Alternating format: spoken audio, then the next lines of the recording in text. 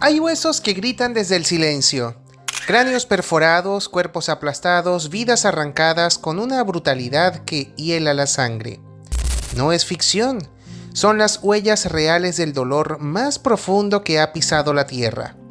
Adéntrate donde el silencio habla y los muertos aún tienen algo que decir.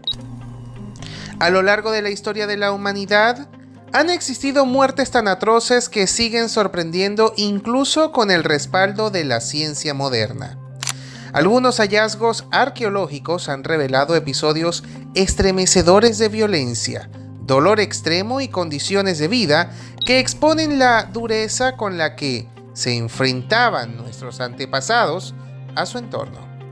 Uno de los ejemplos más impactantes se remonta a hace 3400 años, cuando un cazador-recolector japonés fue víctima del primer ataque de tiburón confirmado en la historia.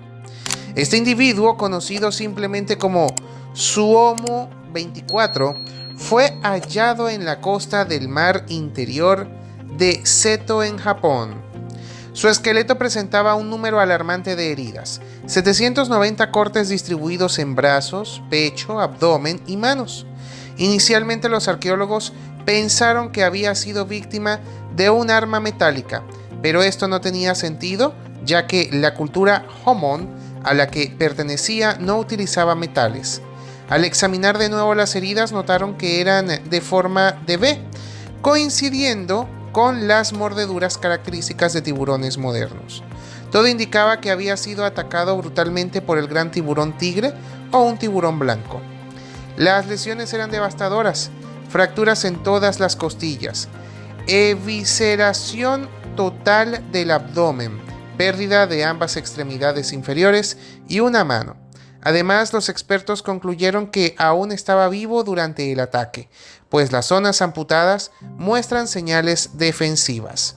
El hecho de que su cuerpo fuese enterrado de manera ceremonial sugiere que no estaba solo en el momento de su muerte. Probablemente fue arrastrado rápidamente a bordo de sus compañeros tras el ataque, pero ya era demasiado tarde. Este tipo de eventos eran más frecuentes en el pasado. La fauna marina era más abundante y por lo tanto los encuentros peligrosos eran más probables. Incluso existen obras de arte antiguas en Japón donde aparecen tiburones, lo que indica una familiaridad cultural con estas criaturas. Sin embargo, no todas las historias relacionadas con lesiones extremas en la prehistoria terminaron en tragedia. Algunos casos revelan supervivencias asombrosas que desafían toda lógica. Uno de los hallazgos más notables es el de una persona que vivió hace unos 31.000 años en Borneo. El esqueleto fue hallado en la cueva de Lian Tebo y presentaba una amputación limpia en la pierna izquierda realizada cuando aún era niño.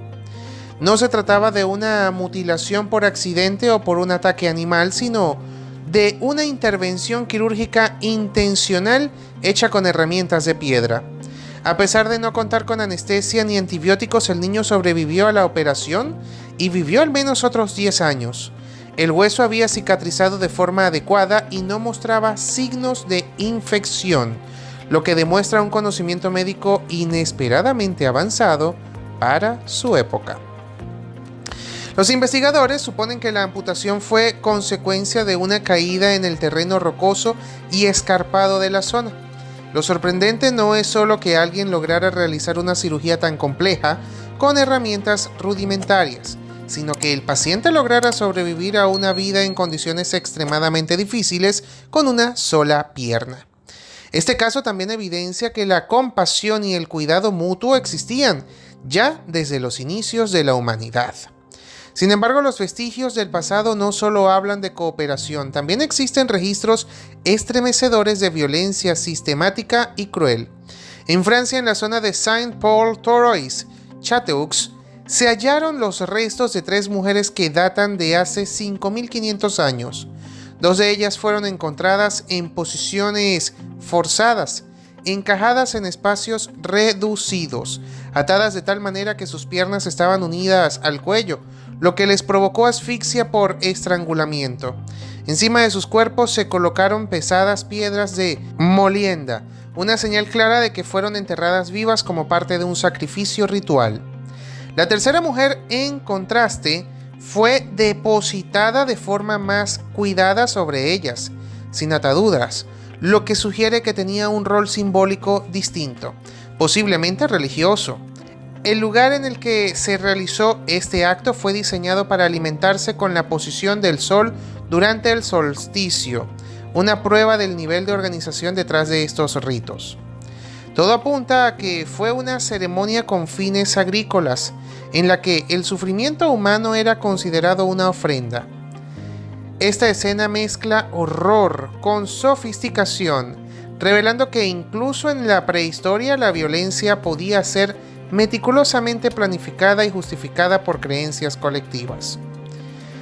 En otro rincón del planeta, específicamente en Los Ángeles, se descubrió uno de los hallazgos más inusuales: los restos de una mujer que terminó en las famosas pozas de alquitrán de La Brea. Estas trampas naturales han sido atrapadas o han atrapado animales durante miles de años, pero solo una vez se ha documentado un humano entre ellos. La mujer de entre 18 y 30 años vivió hace unos 10.000 años. Su cráneo presentaba una fractura y una perforación que sugiere que recibió un golpe mortal. Lo extraño es que terminó sumergida en una trampa que todos en su entorno conocían y evitaban. Los indicios apuntan a que fue asesinada y arrojada intencionalmente al alquitrán para ocultar el crimen. Esta mujer sería, de confirmarse, la primera víctima de homicidio en la historia de Los Ángeles. Su alimentación basada en granos molidos también dejó marcas en su dentadura, causándole problemas bucales severos. Aunque su historia es trágica, también aporta un retrato detallado del estilo de vida de los pueblos originarios de la región. No muy lejos de este escenario, en el desierto de Atacama, otro esqueleto reveló una de las formas más angustiosas de morir: el ahogamiento. Este hombre vivió hace unos 5.500 años en la costa de la actual Chile. Pese a que su cuerpo no mostraba señales extremas o externas de violencia, el análisis microscópico de sus huesos reveló la presencia de diatomeas, un tipo de alga microscópica que solo puede llegar al interior del cuerpo si el agua salada entra por los pulmones, se mezcla con la sangre y llega hasta la médula ósea.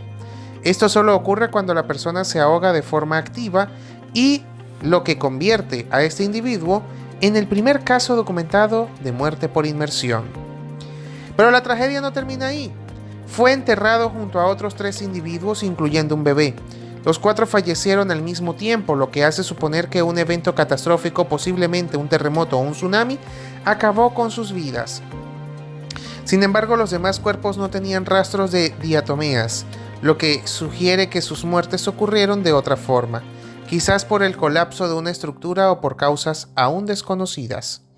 Este hombre no solo murió ahogado, sino que también sufría de artritis avanzada, infecciones intestinales y desnutrición, mostrando un cuadro de salud extremadamente deteriorado antes de su trágico final. Otra muerte particularmente cruel fue la que vivió una joven mujer en la Europa de la Edad de Hierro, encontrada en un pantano del norte de Alemania. Su cuerpo, descubierto en el año 2000, se encontraba tan bien preservado que en un principio se pensó que pertenecía a una chica desaparecida del siglo XX. Sin embargo, las pruebas de datación revelaron que tenía más de 2000 años y que había muerto entre los 17 y 19 años de edad. Fue apodada Mora, y lo que reveló su esqueleto fue una vida repleta de sufrimiento físico. Cada parte de su cuerpo mostraba algún tipo de desgaste, lesión o alteración ósea. Las fracturas en su cráneo indicaban que había sufrido al menos 2 traumatismos craneales graves que sanaron con el tiempo. También presentaba un tumor benigno en la base del cráneo que causó la curvatura de su columna vertebral y fuertes dolores de espalda. Sus piernas se reflejaban inflamaciones crónicas, producto de largas jornadas caminando por terrenos pantanosos, cargando objetos pesados, posiblemente cántaros de agua. Además, sus huesos muestran señales de malnutrición infantil, enfermedades recurrentes durante los inviernos y un entorno extremadamente hostil. A pesar de todo lo que soportó, no murió por violencia externa ni accidente evidente. No presentaba signos de asesinato y sin embargo fue encontrada desnuda, sin pertenencias ni objetos funerarios, enterrada sola en un pantano.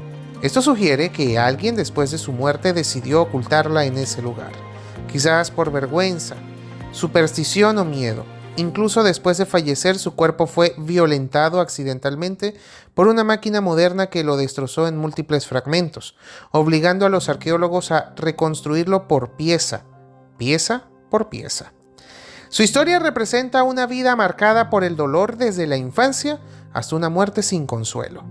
Otro ejemplo espeluznante de la brutalidad del pasado se encuentra en los registros más antiguos de una cirugía cerebral, la trepanación. Esta práctica, que consistía en perforar el cráneo con herramientas rudimentarias, data de más de 8.000 años atrás. En un sitio arqueológico del sur de Francia se hallaron 38 cráneos con perforaciones realizadas en vida, y se calcula que hasta un 33% de la población local fue sometida a este procedimiento. Lo alarmante es que más del 60% de los pacientes no sobrevivieron. Las muertes ocurrían por pérdida de sangre, infecciones o daños al tejido cerebral. Incluso entre los que sobrevivían, la recuperación era larga, dolorosa y muchas veces incompleta. Las herramientas utilizadas eran piedras afiladas o incluso conchas marinas, y no existía anestesia. Se aplicaba en personas de todas las edades, desde niños hasta adultos mayores.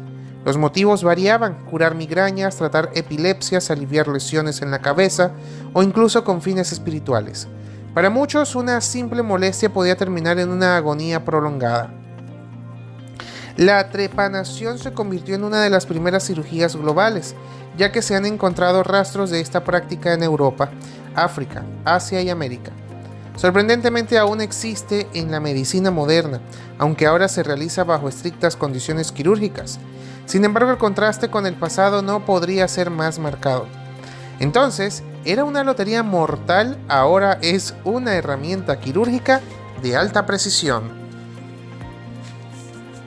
Los rastros del sufrimiento humano también han quedado impresos en los primeros casos documentados de enfermedades infecciosas masivas. Uno de los descubrimientos más recientes en este sentido es el de un joven cazador-recolector de Letonia que vivió hace 5.000 años. Sus restos mostraban evidencias genéticas de haber sido infectado por Yersinia pestis, la bacteria responsable de la peste. Este hallazgo lo convierte en la primera víctima conocida con esta enfermedad, que siglos más tarde provocaría pandemias como la peste negra o la plaga de Justiniano. Murió alrededor de los 20 años, probablemente tras haber sido mordido por un roedor infectado. Lo más inquietante es pensar que ese primer caso sería solo el inicio de una cadena de eventos que causaría más de 100 millones de muertes en toda la historia. La bacteria evolucionó, se adaptó y fue prolongada por humanos, animales y parásitos, transformando a la peste de una de las amenazas más letales de la humanidad. En otros sitios arqueológicos, los restos revelan formas de violencia aún más explícitas. Se han encontrado esqueletos con huellas claras de canibalismo, desmembramiento, decapitación, incineración, heridas por flechas o lanzas, y en algunos casos combinaciones de todas ellas. Estos patrones no solo se detectan en víctimas individuales, sino también en asesinatos masivos. Más de 100 sitios arqueológicos en todo el mundo documentan matanzas grupales que parecen haber sido premeditadas.